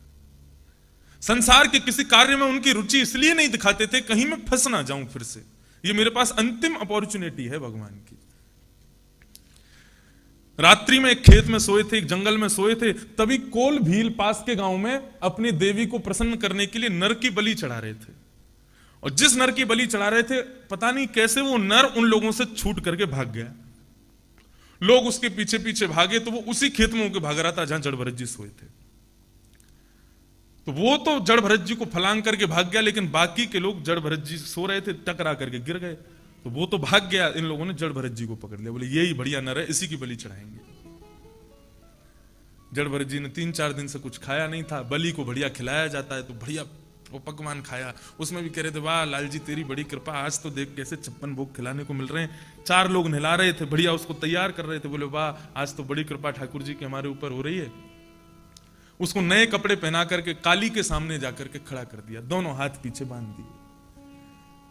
जड़ भरत जी काली का रूप देख रहे हैं, प्रचंड रूप है, लाल लाल जिह्वा बाहर निकल रही है, अष्टभुजी देवी भद्रकाली सामने खड़ी है। बोले वाह ठाकुर जी क्या विचित्र रूप में आए हो आज, हैं कैसी लाल लाल जीभ चमक रही है, कैसे क्रोध भरे नेत्र हैं आपके, कैसी अलकावलियां हैं, 8 भुजाएं धारण की हैं, वाह इसमें भी सुंदर लग रहे हो। सब जग में वो ईश्वर का दर्शन करते थे जड़ भरत जी।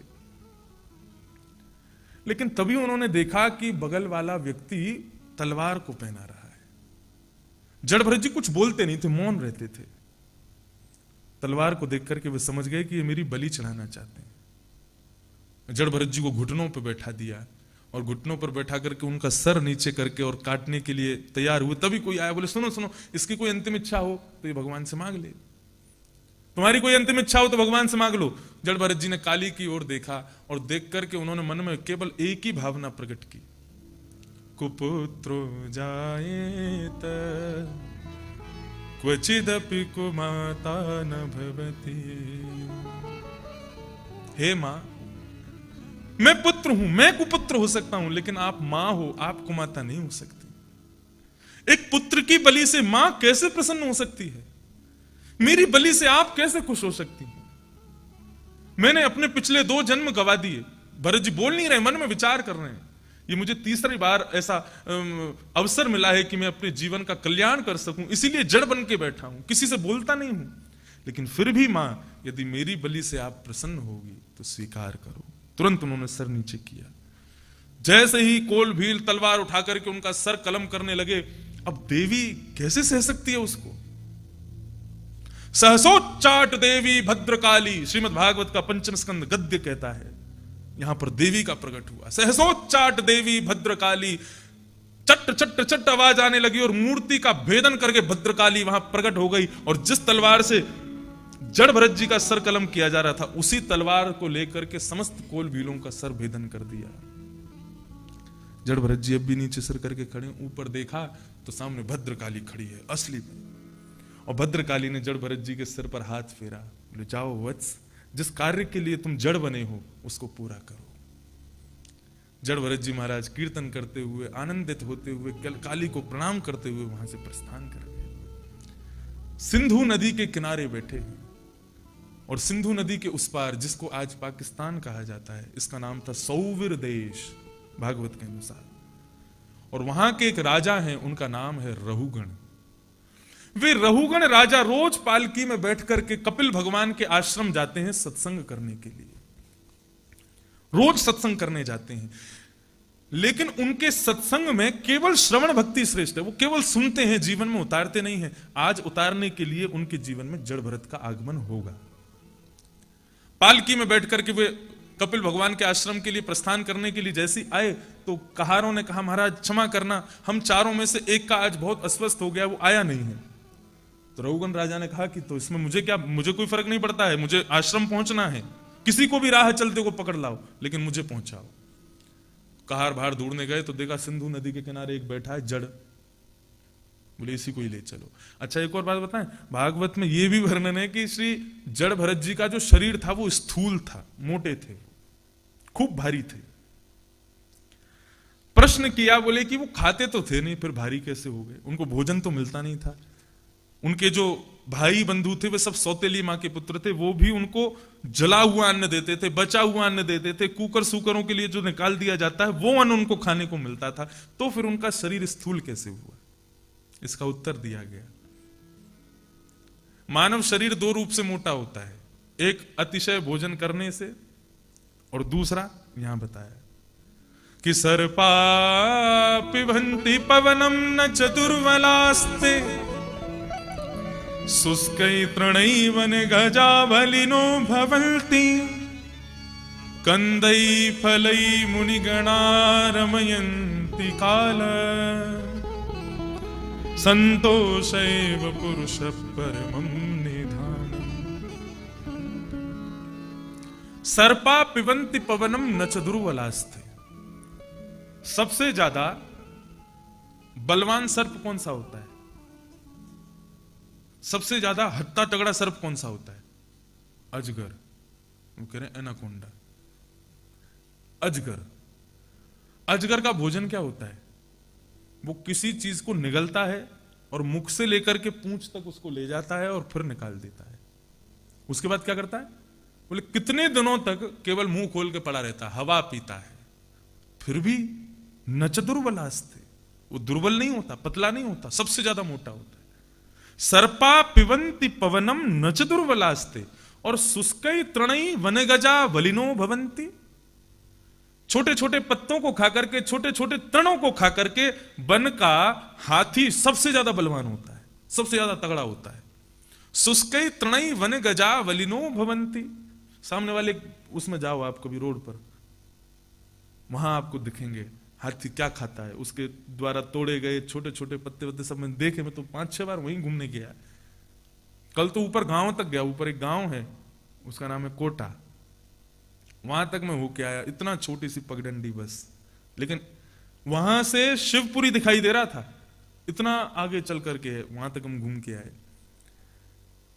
तो हाथी, वो वहां के गांव के लोग बता रहे थे, यहाँ चोटियों पर रहते हैं हाथी, जब अंधेरा होता है तो नीचे आ जाते हैं, फिर ऊपर चले जाते हैं। तो हाथी जो होता है वो तृण खाता है, फिर भी कितना मोटा होता है। शुष्कई तृणई वन गजा वलिनो भवंती कंदई फलई मुनिगणा रमयंती काल।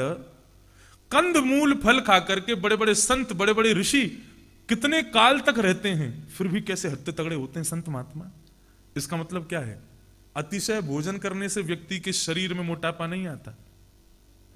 बोले संतोष एव पुरुषः परमं निधानम्।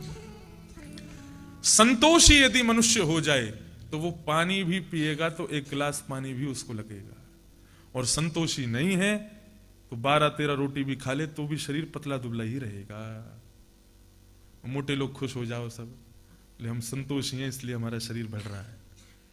हमारे संग एक पंडित जी रहते हैं, यहां नहीं आए, ऐसे बिल्कुल सीख, और कितनी खाते, 12 रोटी खाते हैं एक बार में, 1 दर्जन रोटी खाते हैं और बिल्कुल पतले, और यहां हम 2 रोटी खाते हैं। इन सब से छोटा हूं मैं, लेकिन कोई कह नहीं सकता। क्यों? क्योंकि हम संतोषी हैं। हम जल भी पीते हैं तो वो लग जाता है हमको। अब ये खाते इतना है फिर भी संतोष नहीं है, इसलिए लगता नहीं है शरीर को। तो भागवत के अनुसार, शास्त्रानुसार संतोष, संतोष यदि है तो आधी रोटी से भी पेट भर जाएगा, और संतोष नहीं है तो 56 भोग खिला दो फिर भी पेट नहीं भरेगा। तो श्री रघुगण जी कैसे हैं? बोले संतोषी हैं, जितना मिल जाता है उसमें संतोष करते हैं। तो जड़ भरत जी को वो पकड़ करके कहार ले गए और ले जा करके अपने पालकी के नीचे लगा दिया। वो तो जड़ हैं, उनको जो दे दो वो करने लग जाते थे। जड़ भरत जी महाराज पालकी लेकर के चलने लगे आगे आगे, पीछे राजा बैठा है पालकी में। लेकिन भरत जी का एक नियम था, वो चलते कैसे थे? बोले दृष्टिपूतम न्यशेत पादम। वो जब चलते थे तो आंखों से पहले नीचे देखते थे, कोई कीड़ा तो नहीं है, कोई चींटी तो नहीं है, और कहीं अगर कोई दिख जाता था तो उछल जाते थे। पालकी लेकर के चल रहे थे, नीचे देखते हुए चल रहे थे, तो कभी कभी रुक जाते थे। अब 3 चलते थे, 1 रुक जाते तो पालकी हिलती, थोड़ा राजा के सिर में लगता, तो बार बार डांटता अंदर से, क्या कर रहे हो, क्या कर रहे हो। तब तक तो ठीक था, आगे चींटियों का झुंड जा रहा था, और जैसे ही श्री भरत जी महाराज ने देखा तो चींटियों के झुंड को देख करके वो पालकी जोर से पकड़ के और आगे की तरफ कूद गए। और जैसे ही कूदे तो पीछे के 2 कहारों के हाथ से पालकी छूट गई, पालकी गिरी तो राजा के सिर में लग गई। वो तुरंत अपना दंड लेके बाहर आया। कौन कर रहा है ये, किसकी हिम्मत हुई? तब तीनों ने कहा महाराज ये नया वाला आया है ना, ये पता नहीं अजीब ही चलता है, उछल जाता है, कहीं भी रुक जाता है, कहीं भी ऐसे। तब उसने बहुत सारी बातें कही, ये व्यंग सुनने हैं आपको। क्या व्यंग देता है? बोले हाँ हाँ क्यों नहीं, बेचारा कितना पतला दुबला है, जबकि वो बहुत मोटे थे। देखो तो सही कितना पतला दुबला है, बेचारा अकेला ही पूरा भार ढोता हुआ आ रहा है, बेचारा बहुत मेहनत कर रहा है, कुछ खाया नहीं है 3-4 दिन से इसने।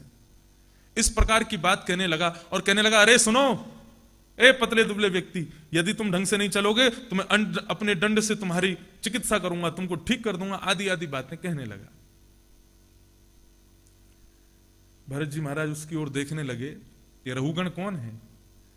भरत जी पूरे भारतवर्ष के राजा थे अपने 2 जन्म पहले, उनको याद है वो बात भी।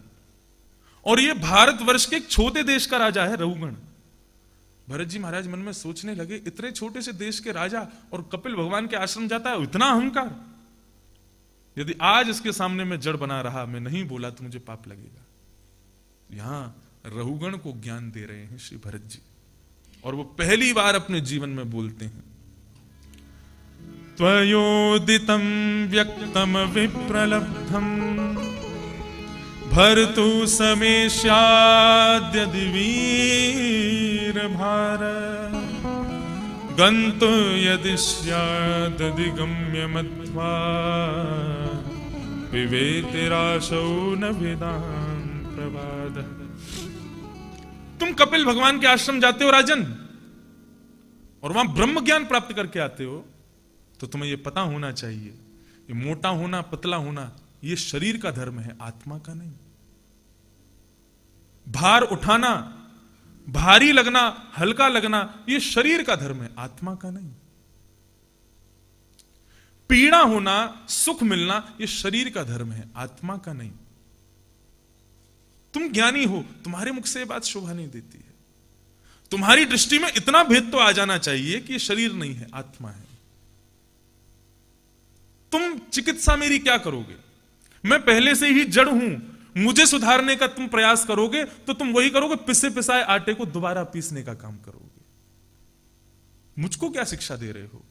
आज तक तुम कपिल भगवान के आश्रम गए, लेकिन तुम्हारी बातों से लगता नहीं कि तुमने ज्ञान प्राप्त किया है। तुम्हारी बुद्धि में यह प्रबलता होनी चाहिए कि तुम देह को, आत्मा को भिन्न मानो। अत्यंत ज्ञानवर्धक प्रसंग है ये। श्री जड़भरत जी साधारण तो है नहीं, वो खुद को शरीर मानते ही नहीं है, देहाभिमान से शून्य है वे। देह का अभिमान क्या होता है? मुझे सर्दी लग रही है तो सर्दी मुझे नहीं लग रही, आत्मा को नहीं लग रही, शरीर को लग रही है। तो शरीर अभिमान करता है, मेरी मति को और बुद्धि को अभिमानवश कहेगा, आदेश करेगा, मुझे जैकेट पहनाओ। ये शरीर का अभिमान है।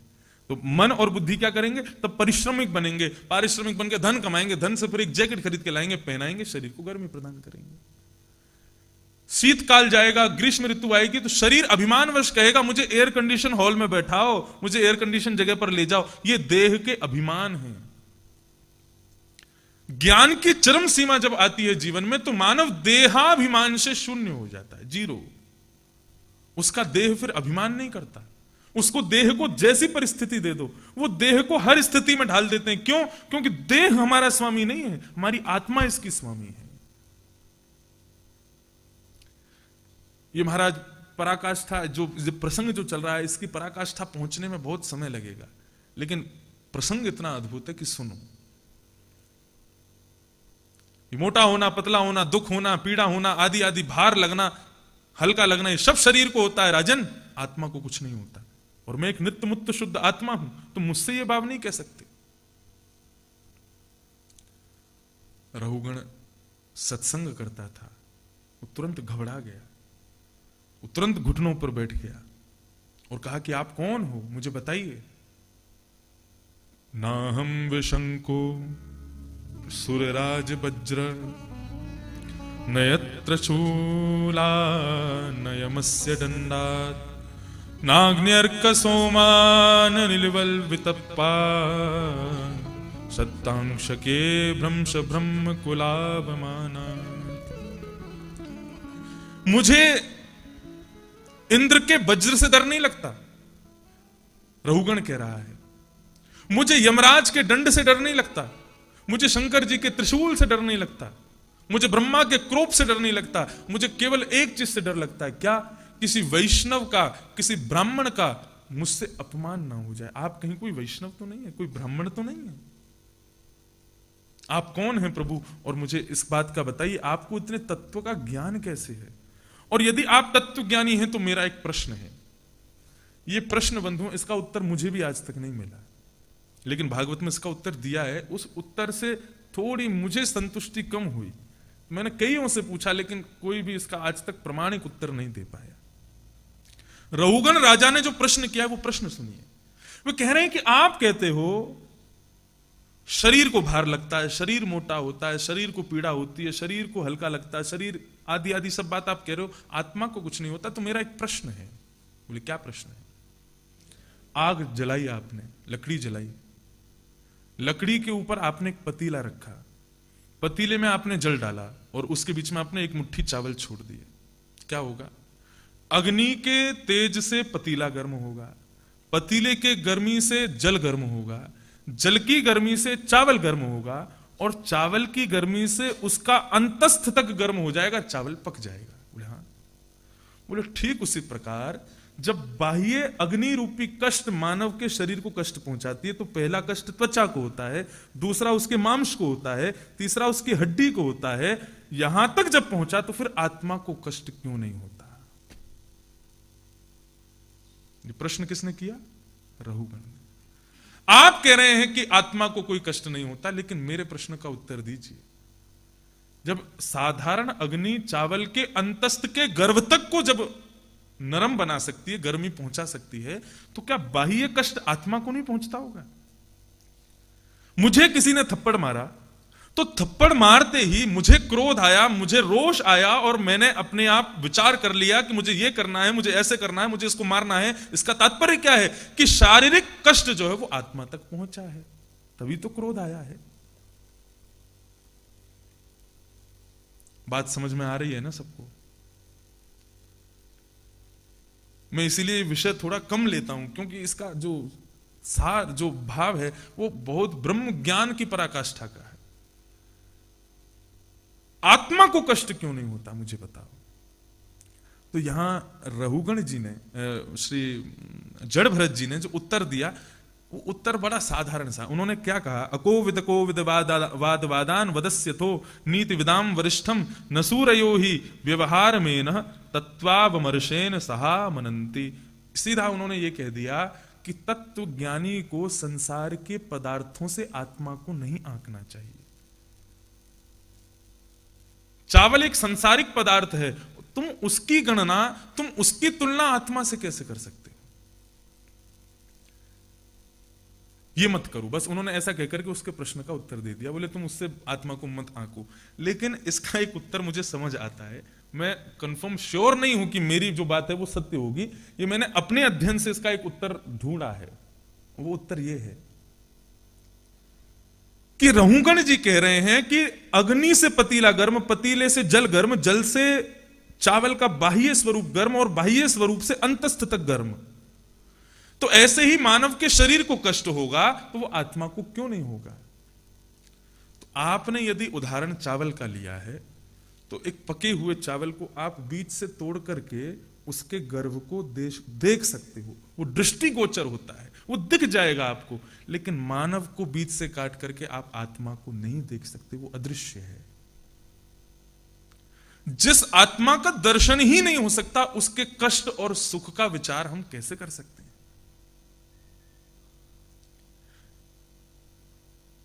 जड़ भरत जी के कहने का भाव है कि आज भी यदि तुम्हें कष्ट हो रहा है, सुख हो रहा है, इसका मतलब यह है कि तुमने अपनी आत्मा को पहचाना ही नहीं है। यदि आत्मा को जिस दिन पहचान लोगे उस दिन कष्ट होगा ही नहीं। उनका कहने का सीधा भाव यह है। और मैंने जो उत्तर खोजा वो यही है कि भाई आत्मा दिखती नहीं और जो दिखेगी नहीं उसको कष्ट हुआ, उसको पीड़ा हुई, उसको आनंद मिला, ये कैसे आप कह सकते हो? रहुगण जी ने चावल का उदाहरण दिया तो वास्तविकता में चावल और आत्मा का कोई मेल नहीं हो सकता। यही है रहुगण जड़ भरत संवाद। अंत में रहुगण जी ने कहा कि मुझे आत्मज्ञान कैसे होगा, मेरे जीवन में आत्मज्ञान की पराकाष्ठा कब प्रारंभ होगी? तब श्री जड़ भरत जी ने उत्तर देते हुए कहा कि रहुगण तत्तपसा न याति न चेज्जया निर्वपणा गृहाद्वा न छंदसा नैव जलाग्नि सूर्यो बिना महत्पादिरजोभिषेकम। राजन, यदि इस तत्व ज्ञान को प्राप्त करना चाहते हो तो मेरी एक बात सुनो। रहुगणी तत्तपसा न याति, तपस्या से यह ब्रह्म ज्ञान नहीं मिलेगा। तो फिर नचेत जया, अत्यंत यज्ञ करने से भी तुमको यह ज्ञान प्राप्त नहीं होगा। तो फिर निर्वप्रहाण गृहाद्वा, अपने घर को छोड़ने से, गृहस्थाश्रम को छोड़ने से ब्रह्म ज्ञान नहीं मिलेगा। मैं पहले एक भरत नाम का राजा था। रघुगण बोला आप भरत राजा थे? बोले हाँ, 2 जन्म पहले मैं ही भरत था। मैंने अपना घर छोड़ दिया, पत्नी छोड़ दी, बच्चे छोड़ दिए, राज्य छोड़ दिया, एक छत्र सम्राट था पृथ्वी का, सब छोड़ दिया। लेकिन क्या हुआ? वन में जाकर के एक मृग शावक में फंस गया। तो इसलिए घर छोड़ने से भी ये ब्रह्म ज्ञान नहीं मिलेगा। तो फिर न छंदसा, वेद अध्ययन से भी तुमको ये ज्ञान नहीं मिलेगा। जलाग्नि सूर्यो, सुबह सुबह उठ करके संध्या करने से, सूर्य को अर्घ देने से, उन सब से भी ये ब्रह्म ज्ञान नहीं मिलेगा। तो बोले कैसे मिलेगा? बोले बिना महत्पाद रजोभिषेकम, किसी महत भगवान के भक्त की जब तक चरण रज से स्नान नहीं करोगे तब तक। अब यहां पे भाव समझो, यहां का मतलब ये नहीं है कि किसी भगवत भक्ति की चरण रज को ले लेकर के अपने ऊपर डालो, वो नहीं है। श्री गुरु चरण सरोज रज, श्री गुरु के चरण की सरोज यानी कि कमल की रज को निज मन मुकुर सुधार। क्या कह रहे हैं गोस्वामी तुलसीदास जी महाराज? इसी भाव को कह रहे हैं जो रघुगण जी को समझा रहे हैं जड़ भरत जी। वो कहना चाह रहे हैं कि गुरु की चरण रज से अपने मन को, बुद्धि को सुधारो। मतलब क्या है? गुरु की वाणी ही चरण रज है, उसकी वाणी ही वो काम करेगी जो चरण रज का। मतलब कहने का अभिप्राय सीधा सीधा ये है, आप गुरु के चरण छूने के अधिकारी तब बनोगे जब उनकी वाणी को ग्रहण करोगे। आपने किसी की वाणी को जीवन में अंतस्थ किया नहीं, किसी को ग्रहण किया नहीं, उससे आपके जीवन में कोई बदलाव हुआ नहीं, तो तब तक आपको उसके चरण छूने का अधिकार नहीं है।